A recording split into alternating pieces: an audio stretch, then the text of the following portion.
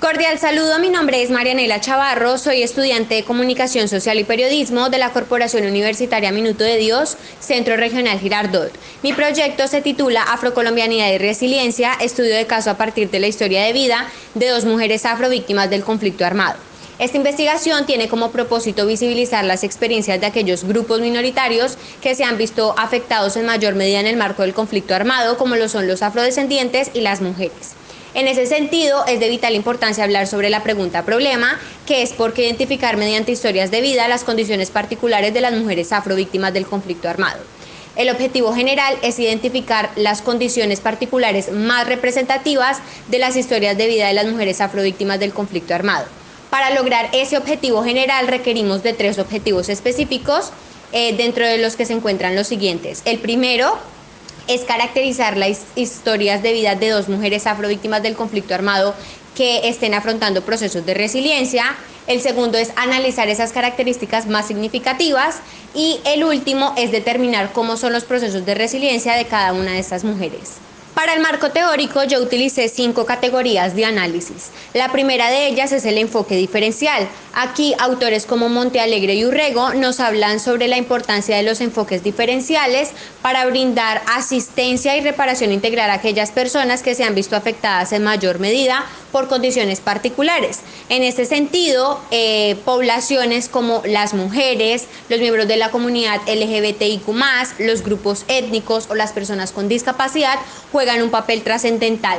También Olivar, por su parte, nos habla sobre la importancia de implementar políticas públicas en todo el país, ya que a mediano o a largo plazo contribuirán de manera significativa a la reconstrucción del tejido social. En segundo lugar, encontramos la categoría de enfoque diferencial de género, que tiene como principal exponente a Judith Butler, quien hace una diferencia entre sexo, que es entendido desde la parte biológica y física de los seres humanos, y el género, que es básicamente una construcción social y cultural que se ha ido transmitiendo de generación en generación hasta la actualidad. En donde vemos que las mujeres se invisibilizan en muchos espacios de la esfera pública, incluidos también el marco del conflicto armado, donde tienden a ser blanco de amenazas y de violencia por parte de sus pares hombres y también de los grupos al margen de la ley. En tercer lugar, encontramos la categoría de conflicto armado. Aquí básicamente Galtung nos habla sobre 3 formas de violencia. La primera es la violencia directa, en donde los seres humanos afectan o dañan a otras formas de vida o a la misma naturaleza. En segundo lugar, encontramos la violencia estructural, que tiene ciertos altibajos y que se presenta de una forma naturalizada. Y en tercer lugar, encontramos la violencia cultural, que es la suma de las dos anteriores y que tiene también un lenguaje simbólico. Dahrendorf, por su parte, nos habla sobre el surgimiento del conflicto interno a raíz de una lucha de clases que tiene como eje principal el hecho de que hay una evidente repartición desigual del capital. Posteriormente encontramos la categoría de resiliencia.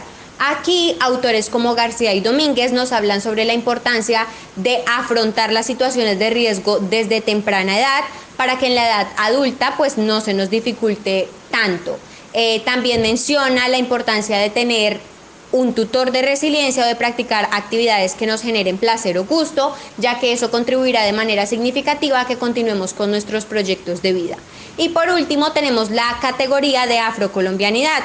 Aquí básicamente Grossfogel nos hace un análisis de la teoría de Foucault. Ellos plantean que el racismo surge a partir de los procesos de colonización, cuando se empieza a hablar un poco sobre la lucha entre razas y pues que se ha ido perpetrando hasta la actualidad en la medida en que hablamos de las diferencias étnicas. Dentro de la metodología encontramos que esta es una investigación cualitativa, ya que describe aquello que vivieron las mujeres en el marco del conflicto interno colombiano. También encontramos que es una investigación de corte biográfico que utiliza los relatos, más específicamente las historias de vida, para reconstruir las experiencias más significativas que vivieron pues en este espacio de la violencia colombiana. Dentro de la población también vemos que de los 4,2 millones de mujeres víctimas del conflicto armado, cerca del 10% son mujeres afrocolombianas, es decir, aproximadamente 413.000 mujeres. En este punto yo creé algunos requisitos para las mujeres que quisieran participar dentro de la investigación. Primero, debían ser mujeres de nacimiento. Segundo, debían autorreconocerse como miembros activos de la comunidad afrocolombiana. Tercero, debían haber vivido de manera directa el conflicto armado colombiano. Y cuarto, debían en el presente, pues en el momento en el que realizamos las entrevistas, debían tener algún proceso de resiliencia o haberlo tenido en el pasado. De esta forma me contacté con dos mujeres. La primera de ellas es María Luisa Angulo, quien vivió de manera directa el conflicto armado en el departamento del Bichada, y la segunda es una joven que tiene por nombre Jennifer Alexa Moreno Rengifo, quien nació y también vivió el conflicto armado en Medio Baudó, corregimiento de Piedepepe, Chocó. Para las técnicas e instrumentos utilicé 3 herramientas fundamentales. La primera de ellas es la entrevista semiestructurada. La escogí precisamente porque me daba la oportunidad de ir creando más preguntas a medida en que avanzaba el encuentro, y pues eran preguntas diferentes a las que ya había creado desde un comienzo. En este sentido, creé un cuestionario con 47 preguntas divididas en las 5 categorías de análisis. La mayoría estaban constituidas por 10 preguntas, a excepción de afrocolombianidad, que tenía 11, y mujeres afrocolombianas, que tenían 6, debido a que muchas de esas preguntas pues se repetían en las 2 categorías de análisis que ya había manejado. En segundo lugar, encontramos una triangulación teórica, que la llevé a cabo gracias a una revisión de literatura con los autores que ha abordado a lo largo del documento. Y por último, llevé a cabo una observación participante que me permitió realizar una matriz DOFA, es decir, una matriz con debilidades, oportunidades, fortalezas y amenazas, que evidencia a lo largo del proceso investigativo.